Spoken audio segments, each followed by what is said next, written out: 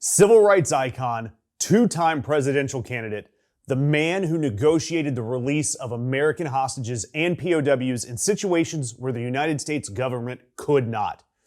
Democrats praised him. Republicans praised him. Donald Trump called him, quote, a good man, a man he was always happy to help along the way, with 3 exclamation points. The Reverend Jesse Jackson died this week at 84. And then Mike Johnson said no to his family's request to lie in honor at the United States Capitol.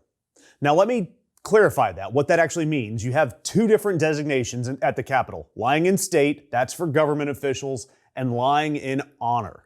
That's for private citizens who did amazing things to contribute to our country. Rosa Parks laid in honor in 2005. She wasn't a government official, obviously a private citizen who changed our country.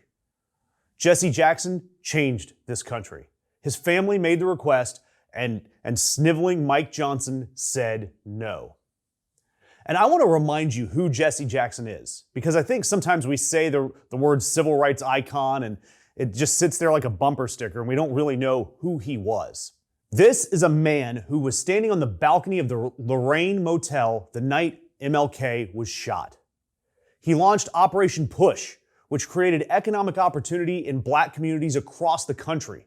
He founded the Rainbow Coalition, which brought together black voters, Latino voters, poor white voters, and organized labor under one roof, decades before anyone was using the word coalition as a political strategy. He ran for president in 1984 and again in 88.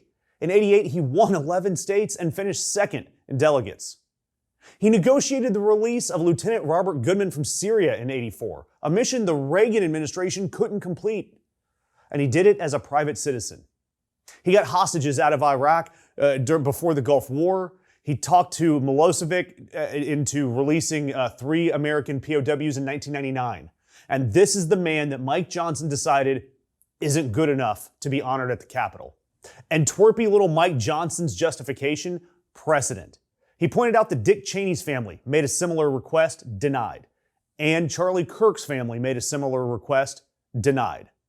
But I want to compare those real quick. I mean, Jesse Jackson, Dick Cheney, and Charlie Kirk. One of these men won the Presidential Medal of Freedom. One was the Vice President of the United States, so a government official.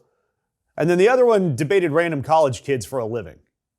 And Mike Johnson used all 3 in the same sentence to explain why the rotunda is too important for a civil rights legend. The NAACP didn't take this quietly. President and CEO Derek Johnson said Mike Johnson will defend a president who wants to unlawfully nationalize elections, but will not authorize a civil rights leader and civil rights legend to lie in honor.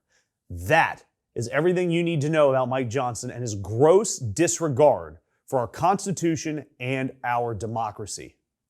And this isn't complicated. Mike Johnson is making a political calculation. He's appeasing the base. And that base is that MAGA base that makes diversity the enemy, rather than honor a black civil rights leader who spent his entire life fighting for voting rights. And think about what that calculation actually requires. It requires believing that honoring Jesse Jackson, a man that Donald Trump himself called a good man, would somehow cost you politically. It requires looking at a man who spent 60 years fighting for the right of every American to vote and deciding that acknowledging him is too dangerous.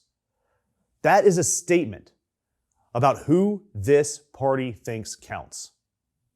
Rosa Parks lay in that same rotunda in 2005. No controversy, no political cost, because in 2005, honoring a black woman who changed our country was not considered a threat to your base. And something has changed. Mike Johnson is simply telling you exactly what that is. Doesn't it seem like our feeds are getting filled with more and more BS right-wing MAGA content? It's no secret that all these top tech bros are in love with the current regime, so it's no surprise that independent left-leaning media is being squashed by the algorithm. If you like our content and content like us, it doesn't take long to click that thumbs up, share, comment, or subscribe. So please help us keep the truth alive.